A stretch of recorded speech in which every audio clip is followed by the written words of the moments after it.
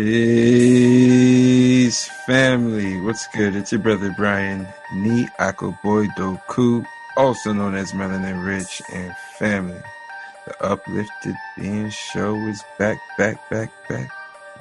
all up in this. And we got a special show. Me and Sister Angela here to represent. Hopefully, Brother Dwayne to make a guest appearance. But you know, we're about to rap with the family about change and how uncomfortable it could feel and all that comes with change, embracing change. It's a powerful topic, but we're going to keep it real insightful. We got lots of jewels to share. Thank you for being here. And if you're tuned in for the first time, Sister Angela got some words for you. I like that. Peace and blessings, family. Welcome to the Uplifted Being Show. Like my brother said, you're in for a very special show. This one is, how can I say, probably more intimate, more real. We're just gonna keep it real, have a conversation with you. If you are here with us for the first time, we thank you for taking the time out to vibe with us. Today with a duality, we're missing Brother Dwayne, but usually the Trinity, what we're about on the show is talking about anything and everything, simply to remind you of the powerful creator that you are. Oh, I'm sorry, let me rewind. The powerful creator that you are, that each and every one of us is.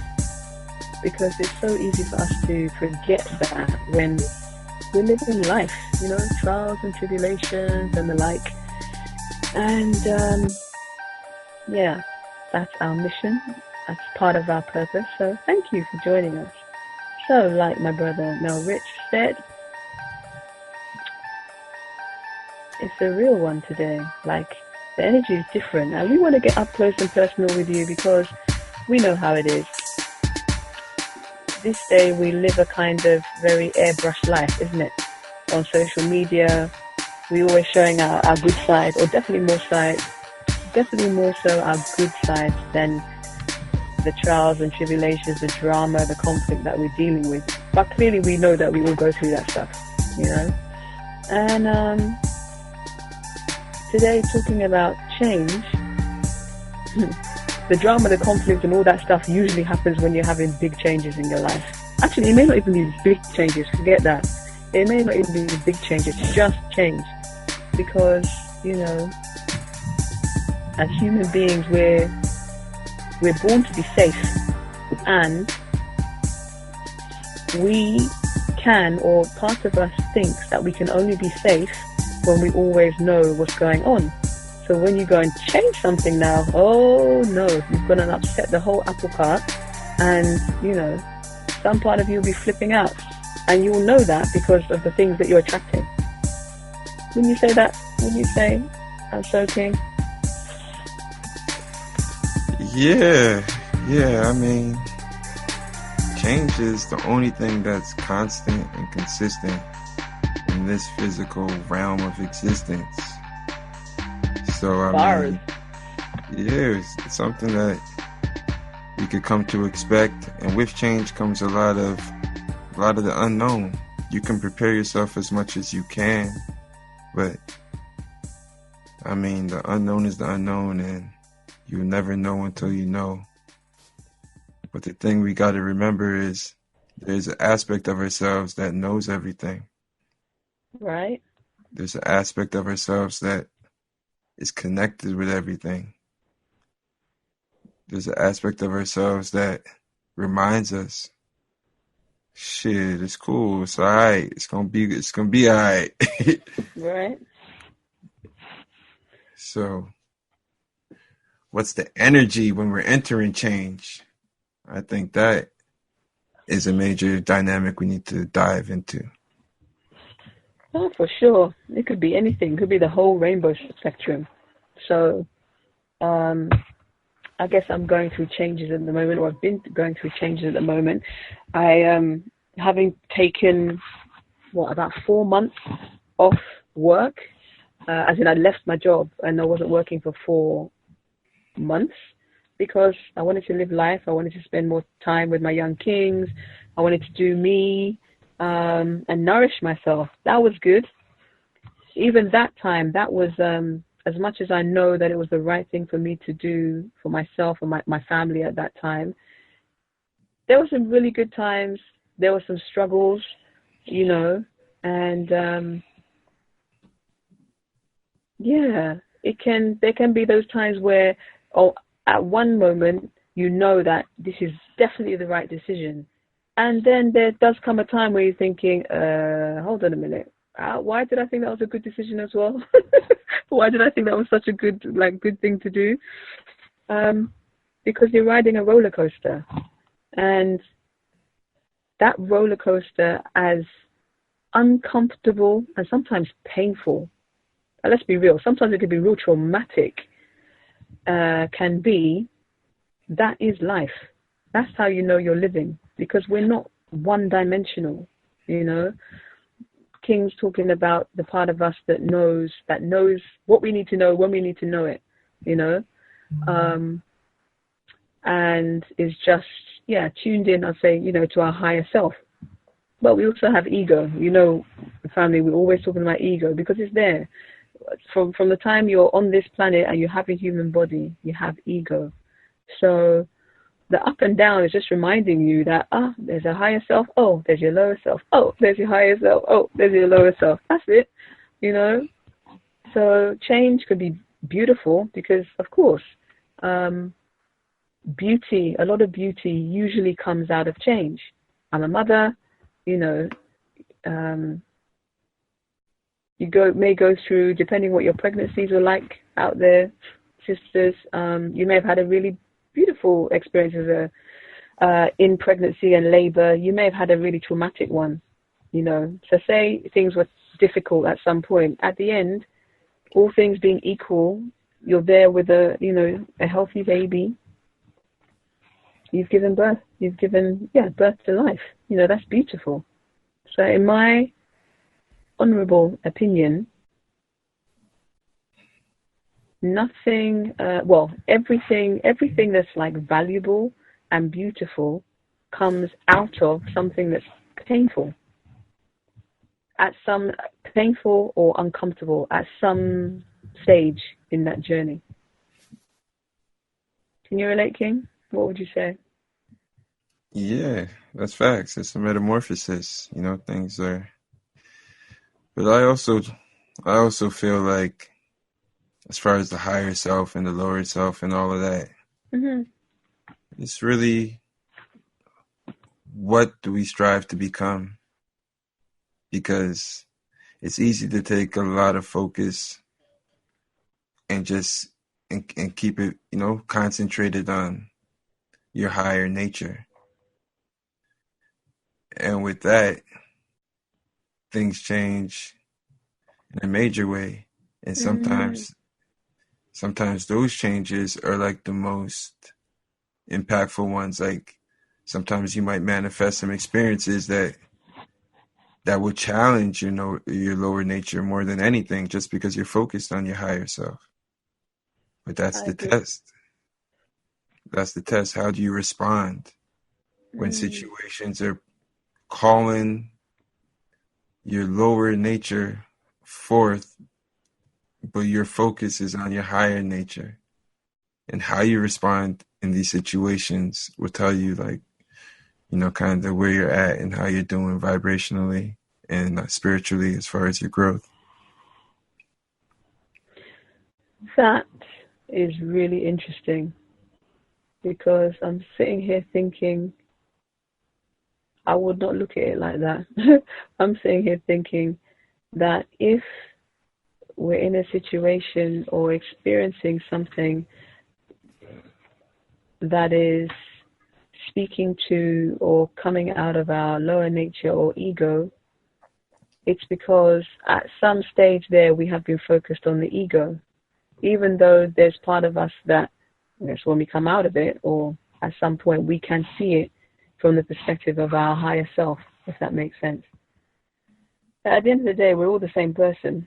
So the two reside within us, and that's why I refer to the roller coaster, I guess. It's not like, oh, on this day you're in your ego, and then on this day you're your higher self. You can flip back and forth very easily, very quickly, even. But which one feels better is the question. Ask somebody. We can actually be feeling real egoic. Actually, I got that back to front, didn't I? You could be feeling really good, but really egoic at the same time.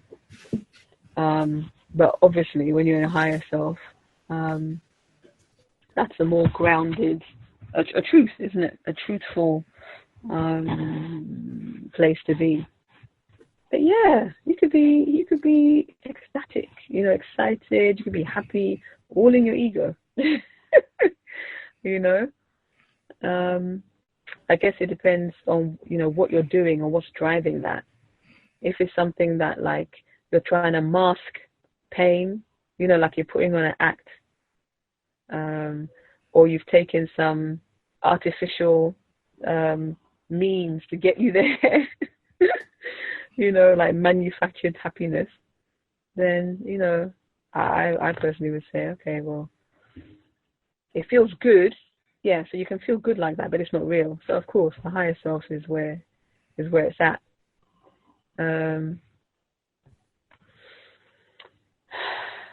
But yes, I think it's a continual process of up and down evolution in terms of what we experience in our higher self, and what experiences we have in our ego. And really and truly, I believe that you can only once you've gone through the stuff that we would say comes from ego, we can only really get the lesson. It's our higher self that extracts the lessons from that. Like when we can see literally from a higher perspective, that's how I look at it. I don't know if you agree, King. It just reminds me that, yeah, okay, we have the higher and the lower, but it's all us. Mm-hmm. Yeah, I'm going through some transitions in life myself right now, and I'm very excited about it. I'm just open. I'm receptive. Mm-hmm.